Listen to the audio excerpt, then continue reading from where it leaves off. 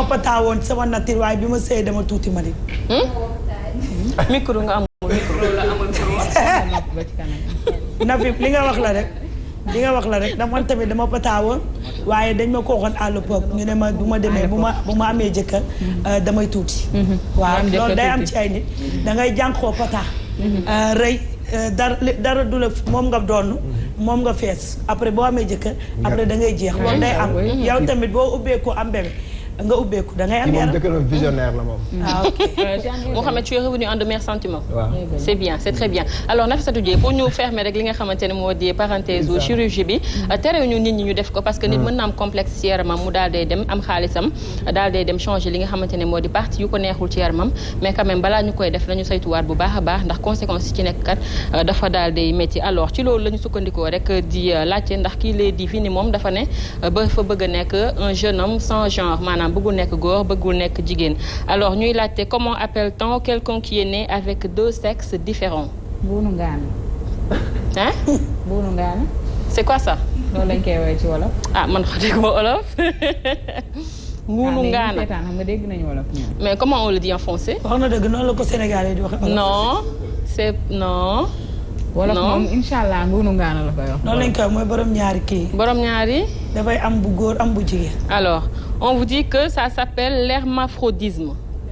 L'hermaphrodisme est qualifié dans le langage médical comme étant comme un état d'ambiguïté sexuelle. Il est difficile ou impossible de définir si une personne hermaphrodite est de sexe féminin ou masculin. Des cas très différents existent. Alors nit bi nga xamante ne dafa juddoo waaw choisir benn bi ñu waaw alors nit bi nga xamante ne dafa juddu indaale ñaari sexe yu genre góor ak jigéen on l'appelle l'hermaphrodite. Le phénomène s'appelle l'hermaphrodisme. Un nouveau mot. C'est bon? Merci. Merci beaucoup Jeanne. On te retrouve demain Inch'Allah. Inch'Allah. Ci jour de match bi.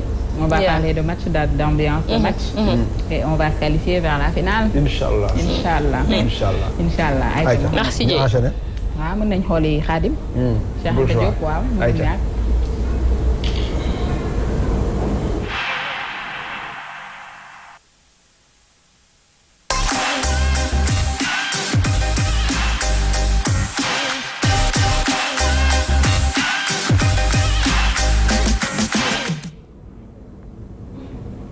sëñ Bamba.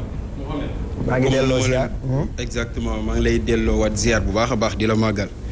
yow gën gi mbindeef tey nag comme ni ma leen ko waxee léegi ci laata ba muy nuyoo daal dina ñuy fas yéene rendre hommage ki nga xam ne tey ji moom moo nekk Cheikh Anta Diop moom nag mu ngi gane si àdduna ca atum 1923 le 29 décembre feenee ca Ceytu mu nekk benn village boo xam ne xaw na jege tuuti Bambey moom nag daal dinay génn àdduna ca atum 1986 ci li nga xam ne tey ji jot na koo dund moo nekk 62 ans laa di si la daal di dund li nga xam ne tey ji moom moo nekk atam naam que ni bëri na wala bëriwul waaye def na fi loo xam ne kenn dootu ko naatable ndaxte soo xoolee li nga xam ne tey jii gannaaw li nga xam ne mooy jàngam daal di nay dem fee ca Paris université de Paris bi daal di fay suivre li nga xam ne tey jii moom moo nekk li ñuy wax historien anthropologue daal di spécialisé wu ci li nga xam ne tey jii moom moo nekk science sociale fee ne ci université bu Paris gannaaw loolu nag ba mu sàkkee xam-xam daal di nay del si fii ci Sénégal fii ci Dakar fi nga xam ne tey jii fii la cosaanoo daal di fay daal di partagé li nga xam ne jot na ko am mu nekkoon professeur fee ne ca université de Dakar daal di nay wuyoo nag turam naka noonu gëm nañ ne moom nag Cheikh Anta Diop gannaaw li nga xam ne tey ji def na ko ci àddunaam waaye tamit mën nañ jàpp ne moom mu ngi wàccee fee ca Njóobeen Kayoor ndaxte mu ngi yaroo ca ëttum Cheikhul Khadim daal di jàngee fa alxuraan kii di Serigne Moustapha daal di koy yóbbu fee ca Daaru Salaam pour mu dem jàng ji fa xam-xam moom nag mën nañ jàpp ne ba tey kii di nga xam ne tey ji moom moo nekk maam Cheikh Ibrahima Fall moom moo mujjee dent ki nga xam ne moom moo nekk waajuram bu jigéen donc su élément baaxee avec la complicité de la régie ñu daal di xam kan moo nekk Cheikh Anta Diop bu baax a baax daal di del si commentaire. Le premier nègre, le premier habitant de l'Europe est un négroïde, qui est l'homme de Grimaldi. Quand je me situe seulement au stade de l'Homo sapiens sapiens. J'ai laissé tomber les Homo erectus et autres qui effectivement aussi sont sortis de l'Afrique parce que ça nous mènerait très loin. Donc voilà le processus par lequel le blanc est sorti du noir. Déjà. Et toutes les autres races aussi par filiation plus ou moins indirecte. On aurait pu s'étendre et expliquer dans le détail comment cette humanité est sortie par le détroit de Bering pour aller peupler l'Amérique. Je m'en tiens là pour le processus du peuplement de la Terre et aussi comment l'autre branche qui est passée par l'isthme de Suez est allée par les îles de la Sonde peupler aussi l'océan. Alors donc cette humanité qui est née en Afrique, qui était nécessairement négroïde et qui est née aux sources du Nil, je reviens maintenant à l'Égypte. Cette humanité est née aux sources du fleuve Nil, exactement au sens propre du terme, et elle était noire foncée. Alors cette humanité a colonisé progressivement la vallée, avait devant elle 120 000 ans pour descendre de la région de l'Ouganda au delta du Nil. Sénégal buy fàttaliku nit ñu am dayoo yi fi jaar mënuñu leen lim te kenn tuddu ci Cheikh Anta Diop mi nga xamante ne mi ngi gane ci àdduna le 23 décembre 1923 fële ca village bu ñuy tuddee Ceytu nag soriwul dara lii di ville bu Bambey. Cheikh Anta Diop amal njàngam bu kawe fële ca Paris foofu sax la amee doctorat en histoire mu delsiwaat file ci Sénégal en 1960 nekk prof ci daara ju kawe ji université Cheikh Anta Diop de Dakar bi nga xamante ne tey jii sax moom lañu ko tuddee.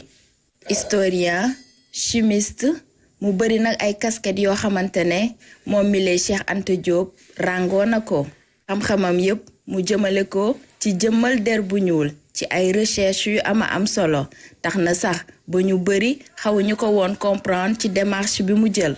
Le 7 février 1986 Cheikh Anta Diop daldee wuy ji boromam ñu ngi ko rek daldee denc ci village bi nga xamante ne fa la fekk baax ci atum 2008 nag tabaxal nañ ko benn mausolée loolu nag ngir gën a jëmmal ki nga xamante ne kenn dootu ko fàtteeti ba mukk.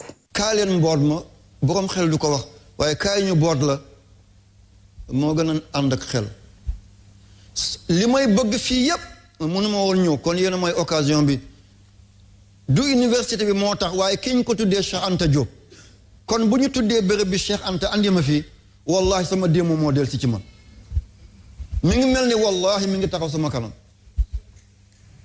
wallahi ca lonetam yu rafet ya ca njañam gu rafet ga ca mustaasam ba mi ngi mel ni maa ngi ne jàkk di gis Cheikh Anta nii la doon waxtaan ak sama maam Maxan Silla kii Ibrahima Silla nijaay sama maam noonu la doon waxtaan ak sama papa di bind téeréem yi ñuy discuter ba ci ay science physique chimie que loo xam ne ndekk mag ñi ñu ngi denc loo xam ne xale yi jotaguñ ko ku la njëkk a yeewu gën laa xam ni bët sete mag ñi fa lañ jaar kon bu ñu leen yàpp yàlla mayaat ma beneen teraanga ci Cheikh Anta mooy dem ba ma nekkee Niger def naa fa boobu jamono lu toll ñeenti weer ak fukki fan benn bés ma jóge ci université bi ci Niamey traversé pont bi ñu tuddee John Kennedy ma jëm ci musée ba ñoo gën a mag musée ci Afrique presque ba ma duggee ma gis benn garab bu wow ci càmmoñ délégation bu président bu Niger ñu ko dégg général Séni Kountché mu dugg si ànd ak ay gan yu tedd ay borom xam-xam ñuy visiter musée bi ñu taxaw ci wetu garab bi waa ji leen expliquer ne garab bi moo nekkoon ci désert bi ñu tuddee Ténéré.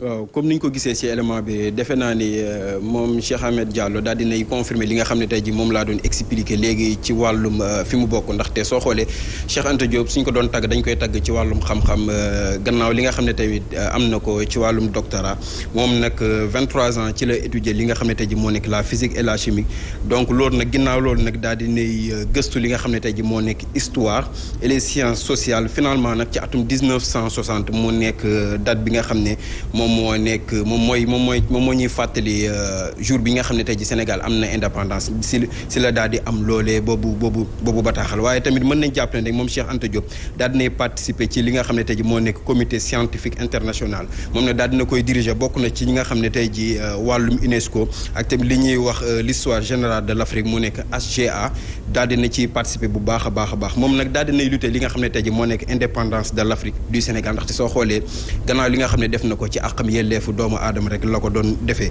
waaye tamit fu ñu koy tënkee ci atum 1966 mu nekk li nga xam ne tey ji premier festival mondial des arts nègres de Dakar moom nag Cheikh Anta Diop daal dinañ koy désigner li nga xam ne tey ji moom moo nekk auteur africain qui a exercé le plus d'influence sur ci li nga xam ne tey ji moom moo nekk def na ko ci siècle yu yàgg yooyu donc nag mën nañ jàpp ne nag moom Cheikh Anta Diop nekk na référence ci biir réew mi donc c'est cette icône qui est à l'honneur aujourd'hui dans Vivre sa passion Nafi Momo. nekk une grande tête moo tax ñu duppee ko université bi gën a mag fii ci Sénégal mu di Cheikh Anta Diop. Et puis il a eu à faire beaucoup de choses dans le cadre des mathématiques, dans le cadre de la science. Et c'est très important. Ñun doomu Sénégal, on ne peut que s'en réjouir du fait qu'il soit un Sénégalais parce que c'est un Africain boo xamante ni il est mondialement reconnu par le biais de son degré peut-être d'intellectuel et c'est important. Merci beaucoup sëñ Khadim.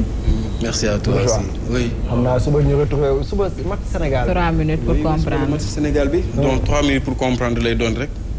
suba ci 3 minutes yi xanaa dañ luñ ciy comprendre nan la ñuy dugalee bii wala.